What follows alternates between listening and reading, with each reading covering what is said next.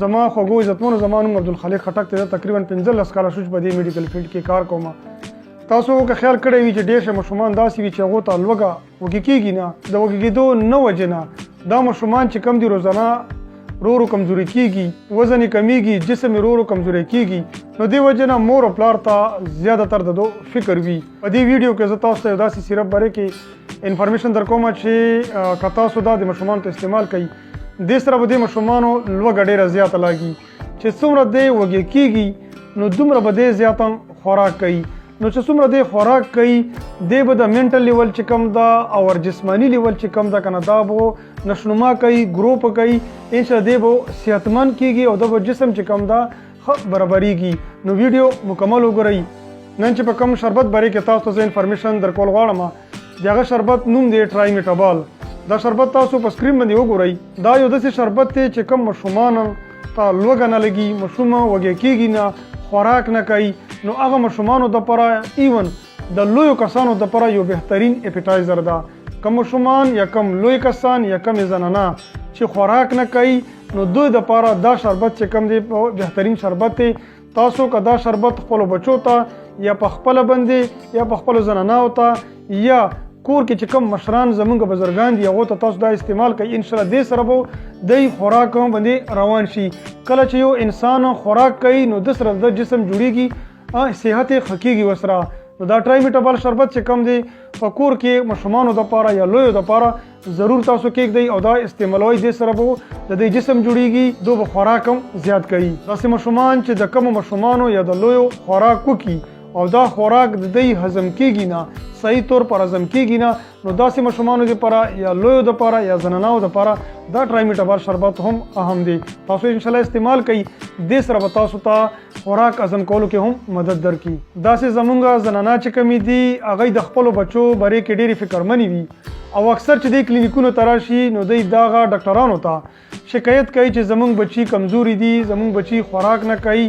نو هغو ته هم دا پکار ده چې ټرایمیټابال شربت دی دی استعمال کی. نو دې سره به د دوی ماشومان چې کم دي که نه خوراک هم شروع کی. نو چې څومره دی خوراک کوي د دوی جسم نه چې کم لاغرپن ده، کمزوري ده، دا ټوله به ختم شي. بعضې هلکان او جنکۍ د ډپریشن وجې نه، د ټینشن وجې نه زیاتره دو خوراک نه کوي.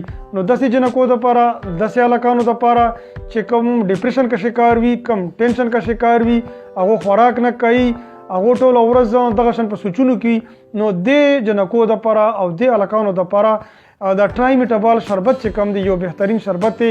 تاسو که دا شربت انشاءالله استعمال کوئ نو دې سره به انشاءالله تاسو خوراک باندې راشئ. دې نه علاوه زمونږ هغه مشران یا مشرانې ښځې چې د هغو کوم عمر 80 کاله دی یا دونه اباو دی، هغو چونکې په دغه عمر کې خوراک نشي کولی یا خوراک خوند نه ورکوي، نو داسې بزرګانو دپاره هم ټرایمیټابال شربت یو بهترین شربت دی. د دې مشرانو خیال ساتل پکار دي، دو ته ښه خوراک ورکول پکار دي، ولې چې دا په داسې ایج کې دي چې دې ایج کې دې مشرانو ته د ښه خوراک هم ضرورت دی. لکه څنګه چې یو ماشوم وي په دې ماشوموالي کې دته د ښه خوراک هم ضرورت وي، نو داسې هم زمونږ د کم مشران دي، والد صاحب مو دی یا زمونږ میندې دي، نو دې بزرګانو ته هم په دغه وخت کې ښه خوراک پکار دی. یعنی که چېرته دوی ته خوراک خوند نه ورکوي نو ښه خبره دا ده چې دا ټرایمیټابال شربت دو ته شروع کوي، نو انشاءالله تعالی چې دوی سره به دو خوراک هم شروع کوي. دا څه انفارمیشن و چې تاسو سره ما شیر کړو د ټرایمیټابال سیرپ باره کې چې دا ایډوانټیج یعنی بینیفټ فایدې وغیره څه دي.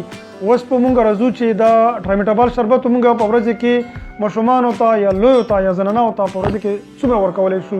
نو چې د کمو ماشومانو عمر 1 کال وي یا د 1 کالو نه زیات یعنې 2 کاله وي نو دې ته مونږ نیمه چمچ په ورځ کې 3 ټیمه ورکولی شو په نهاره باندې.